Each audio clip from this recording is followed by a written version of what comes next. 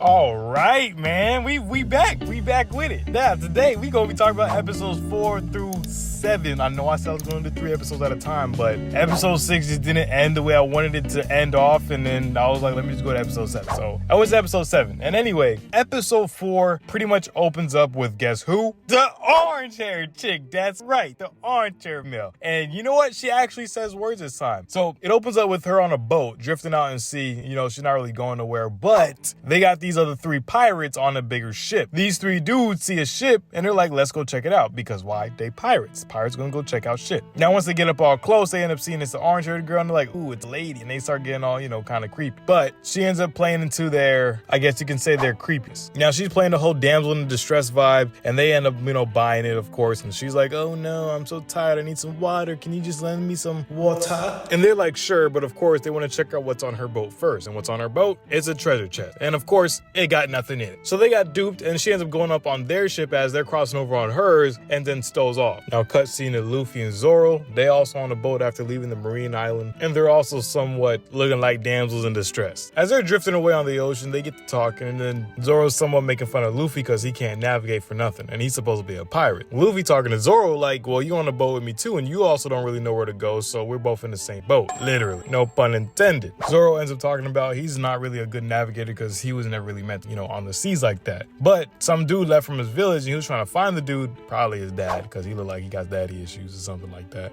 And then when he jumped on the sea, he didn't really know where he was going. And he ends up giving us a little bit of insight that this is why he was hunting pirates, because he had to make a living somehow because he was always lost at sea. Anyway, Zoro ends up rocking the boat, and Luffy's hat ends up flying off his head. And Luffy begins to go into a whole slow motion phase because his hat's flown off his head, which shows us that he has some type of concern about this hat, which obviously they about to go into a whole cutscene and backlog story. And the cutscene is about Luffy's past. So it shows Luffy in the bar with this dude with the hat that was normally on Luffy's head, and this guy has red hair. We end up knowing him as Red Hair Shanks. Red Hair Shanks and his crew is all sitting around drinking and eating in this bar type restaurant establishment, and Luffy's also there with him kicking it at the bar. Now, bro obviously looks like Luffy's dad. Like, no one's saying this obviously, but he looks like Luffy's pop. But so far, this was not confirmed in any way, nor may it ever be. So I don't know. But this dude obviously looks like his pop. But Luffy doesn't know him as Pops, he just knows him as Red Hair Shanks. So Luffy and Shanks are talking it up at the bar, and at this moment, Luffy's about probably 5, 6, 7, 8 years old or something like that. He's being a kid, talking to Shanks how he wants to be a pirate just like Shanks. Shanks going back and forth with him, teasing him a little bit, you know, just being kid and doing kid stuff. As a little communication's going on, this dude walks into the bar and he's a bandit. So this bandit acting like a big hard ass. He's walking in the bar talking about, I want sake, and I want 10 barrels of it. Trying to seem like he's the big shot, big tough guy, right?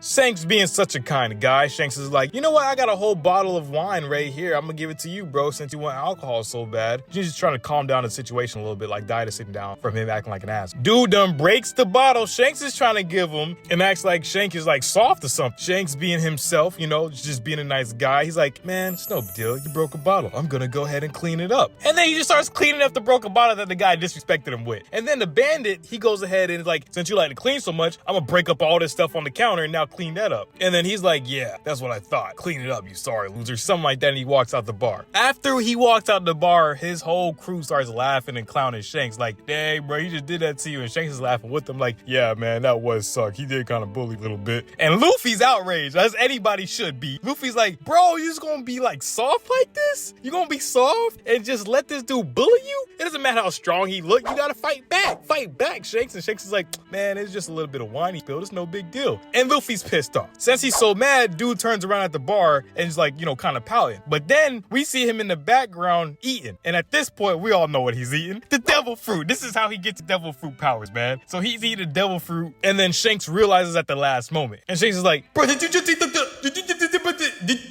And he's like over there like surprised that Buddy just ate the devil fruit. Now, personally, I don't know why they didn't have this locked up in a treasure box in like a safe or something like that where he couldn't really get to it. But the anime made it so simple that this is just how he got his powers, which I think is kind of ridiculous. They should have, I don't know, maybe I'm looking into it too hard, but I'm really getting into this, obviously. Shanks grabs Luffy by the legs and he starts shaking him upside down, trying to get the devil fruit out of him, which obviously is going to be a lost cause. He already ate it. It's in his stomach and he's just going to throw it up. And then what happens? Luffy turns into rubber and his face hits the floor. And this is the first first time we see Luffy with a little stretchable man power. Now, the interesting part here that I kind of wanted to point out was when Shanks saw Luffy eat the devil fruit and he was annoyed or mad, he kind of finished it with, after this, you'll never be able to swim again. You won't be able to actually swim like a pirate or anything. And Luffy actually was said to be a really good swimmer by Shanks. So now Luffy won't be able to swim. He'll always drown. And anybody with devil fruit powers probably might have the same thing where they just drown instead of swimming or floating. Now, I think this is interesting because like he wasn't really upset that he kind of ate the devil fruit like he was, but he was more worried that he wouldn't be able to swim now trying to be a pirate. You feel me? I don't know. Maybe it's just speculation. Maybe we're looking into it too deep, but that's what I think. But anyway, after this happens, Luffy goes finds a bandit that disrespected Shanks because it's just in his character to go fight back when people get wrong. You know what I'm saying? And we see that later on in the next couple episodes. So Luffy out here about 4 or 5 years old fighting this bandit, and this bandit got his like foot on Luffy's neck at this. He's like, oh, you trying to come fight me, being disrespectful? Now I gotta kill you. The lady who owned the bar that Luffy was at, I think runs over to the mayor, and the mayor runs over to the bandits, and he's like, yo, leave this little boy alone. Da da da da da. You can't fight him. You can't kill him. He's a little boy.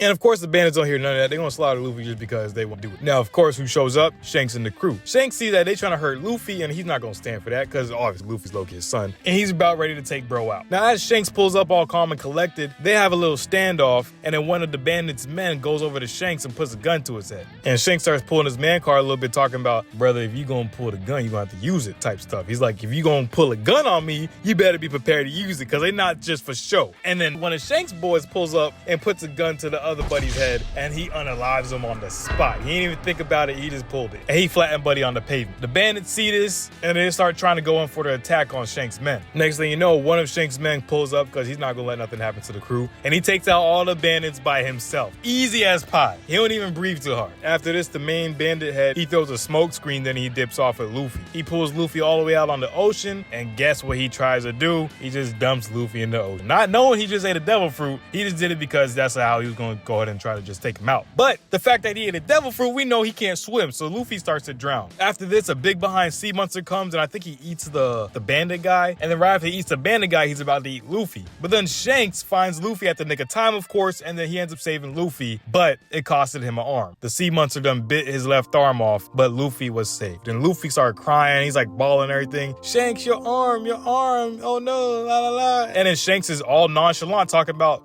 it's just an arm. I have another one. It's all good. Acting just like Luffy. Y'all don't see that this is his pops. But anyway, it gets to the point where Shanks now has to leave and go on another voyage. And then Luffy's saying bye. He's all crying. But he's going to become the next Pirate King. And that's his mission. And that's where it sets off from. This is where he got the origin of wanting to be the Pirate King. From here, we go back to present time where Luffy and Zoro are still on the boat. Then Luffy ends up seeing his bird in the sky. So what does he try to do? He uses his gum powers and jumps up into the sky and try to grab the bird for dinner. Because dude just always hungry. As he grabs onto the bird, he ends up realizing the bird a little bit bigger than he thought, and the bird's like a gigantic bird. The bird ends up kidnapping him by the head and flies with him all the way over to this town. And this town is where we see Captain Buggy, another pirate foe. We starting to have this trend of Dragon Ball Z or Naruto where they're just gonna be foe after foe, fight after fight. I don't know if I can handle this, but we're gonna keep going. Anyway, the scene opens up where we have the orange-haired girl, Nami. We know her name is Nami now, and she's running from Captain Buggy's pirates, and she just stole their Grand Line map, so they're trying to get it back from her. As this happens, one of Captain Buggy's men ends up seeing Luffy in the sky, and he wants to go snitch to Captain Buggy. As he's snitching, he ends up saying something about Captain Buggy's nose, like big nose or something like that, or like it's as plain as your nose, something where it was disrespectful to Captain Buggy and about his big ass red nose that he has a clown. Captain Buggy hates this because he doesn't like when people talk about his big nose, which is very ironic. Nigga got a big ass clown nose on his face, but he don't like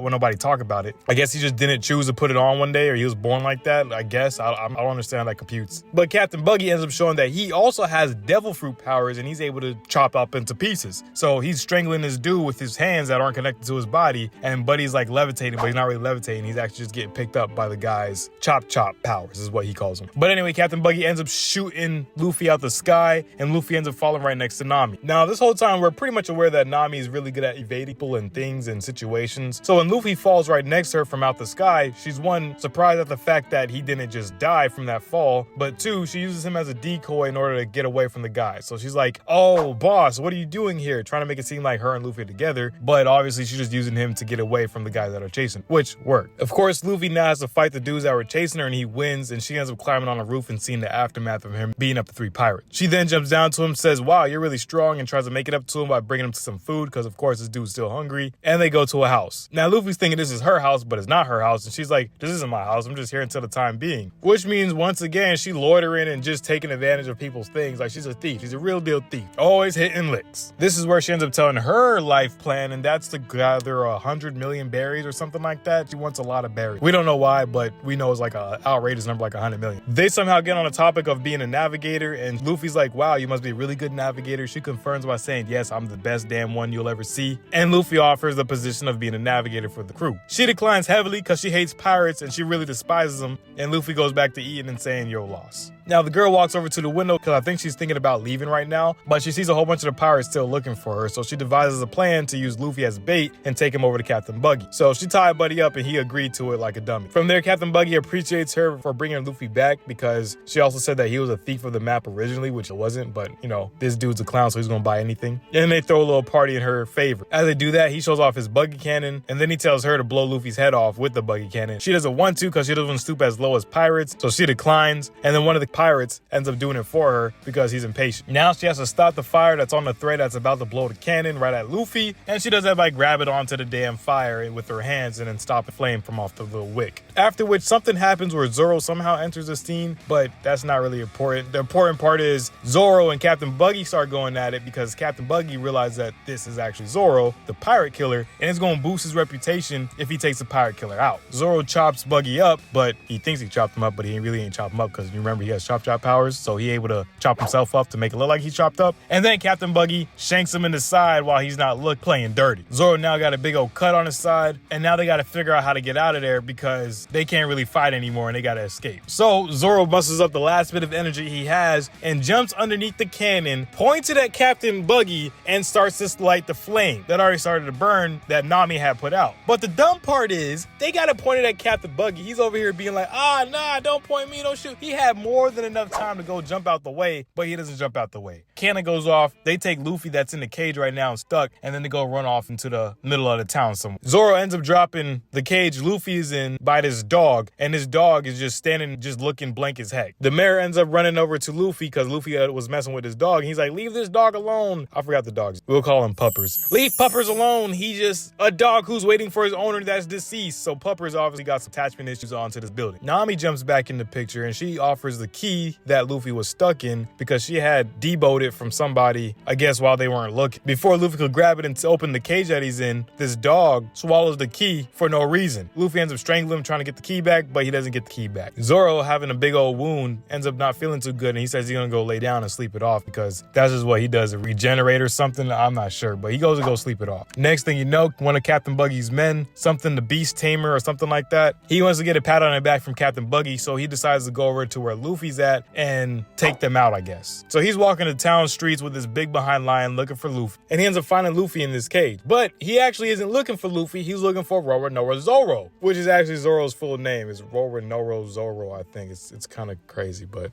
I guess the duel that him and Buggy had sparked some animosity with him and specifically Zoro, so he ain't really worried about Luffy. The big lion he's walking with ends up breaking the cage Luffy's in, and then it swipes him over to a building and knocks him all the way into it, crashing it, burning it down. And, you know, Luffy's supposed to be dead, but of course he's made of rubber. The Beast Tamer and the lion started picking on the little dog because the little dog is still trying to guard the shop, and the lion ends up destroying the shop and burning it down, and then the little dog is all sad. We then get a cutscene of the dog's life before his shop owner died, highlighting the longing that the dog has for the shopkeeper before death has taken him. And Luffy sees the dog being distraught and doesn't like it. So he goes to go fight the lion and the Beast Tamer. After beating the lion and the Beast Tamer, he goes back to the shop because he was able to scavenge that one little dog treat box from the shop that got burnt down, and he's gonna go bring it back to the dog so he has something to remember his owner by. Now Nami also sees the dog all sad with the shop being burnt down, and she decides to show her disinterest and hate that she has for pirates once again by saying they're scum, they always wreck people's things and things that they love, they always take everything. And she sees Luffy, and then she wants to go retaliate at Luffy, want to go fight him and everything, knowing she's gonna lose. And the funny thing is, Luffy actually confirmed that, saying, oh please, you know you'd lose, something along those lines, showing that he's a little cocky, which is dope. But Luffy ends up bringing that little dog treat back to the dog, and then Nami sees that he's not such a heartless pirate that she thinks all pirates are. This also sparks some courage in the mayor that was sitting on the sidelines after watching what Luffy did for the dog, showing how he helped somebody. And the mayor is like, you know what, I'm tired of Captain Buggy and his crew always jumping in and messing stuff up for my town. I'm gonna go ahead and fight back and finally retaliate after I'm like 78 years old and can't can't really do much. Luffy eggs the old man on, of course knowing that he's not going to let him go get killed, but he eggs him on saying, yeah, you go for it, man. Make sure you go do what you got to do. And then they all head over to Captain Buggy's site. Now, Captain Buggy's also feeling some type of way, and he's throwing buggy balls all around town. And he shot a big behind buggy ball in the direction of Luffy and his friend. Not knowing they were there, he was just trying to destroy the town, but it ends up being in the direction of Luffy and his friend. Zoro, who was sleeping in one of the buildings, gets blown up to pieces, but he somehow managed to survive it. Now they're all headed to the buggy spot right behind the mare that's unknowing that they're all following him because they don't want him to die, and they're now ready to go blow for blow with Captain Buggy. So they get there in the nick of time once again, the nick of time, as the old man's about to be unalive. But Luffy stops it by grabbing Captain Buggy's dislocating hand, and they ended the episode there with a to be continued. Now I thought this was pretty trash, so I'm like, you're not gonna end the episode with no action. That's kind of lame. So I go on to the next. And the next episode was kind of, you know what I'm saying? It wasn't amazing, but here's what happened. So another one of Captain Buggy's crew members wanted to get some pat on the back. So his name is Kabaji. And let me just say, Buddy's kind of a bigger clown than Captain Buggy, because Buddy's on a unicycle, riding up on walls, playing with tops, like, yeah, you know, and he's supposed to be a swordsman at the same time. Of course, him being a swordsman, Zoro wanted to fight a swordsman because he wanted to be the greatest swordsman, and the only way to be the greatest swordsman is to beat all swords. So him and Zoro get to scrap it. Kabaji, being Kabaji, already a clown, doesn't fight fair, and he starts kicking Zoro in the wound that he currently has. Zoro's all hurt, bent over in shape and everything, but of course, he's gonna win because he's Zoro. So he jumps back into serious mode, and he starts trying to fight Kabaji a little. Kabaji's doing some more gimmicks and riding up walls like a unicycle, like I said, looking more like a clown than Captain Buggy. And then Zoro gets all serious and does a little 3-sword stance thingy. And he slices Kabaji up pretty bad, and he can't fight anymore, so that's discontinued. Now, Buggy and Luffy about to go at it, but Buggy starts messing with Luffy's hat again. So he sliced it up and he put a mark in it, and Luffy's already pissed off. And then he throws his arm at it, because remember, his arm could dislocate. And then he throws his arm at it with 3 daggers in his hand, and he cuts the hat up even more. And now Luffy's pissed off because, of course, it's Shanks' hat, and he's supposed to bring it back to him in perfect condition once he becomes the greatest pirate king and all that kind of stuff. Luffy ends up finding out that Captain Buggy actually knows Shanks, and he has a big animosity towards him because he doesn't like him for nothing, but he hasn't told him yet. Luffy gets to the point where he has a one-up on Captain Buggy, and Buggy's to look like he's about to lose, but Luffy wants more information about Shanks. And then this is where they close out the anime again with a to be continued. And at that point, you know, two to be continues with no action. I was like, okay, I'm just gonna wait another day to watch the next couple episodes, because right now they kind of burning me with these to be continued. But anyway, that's it for now. Wait out for the next part 3. So like, comment, subscribe, all that good stuff, and I'ma see you in the next video. Peace.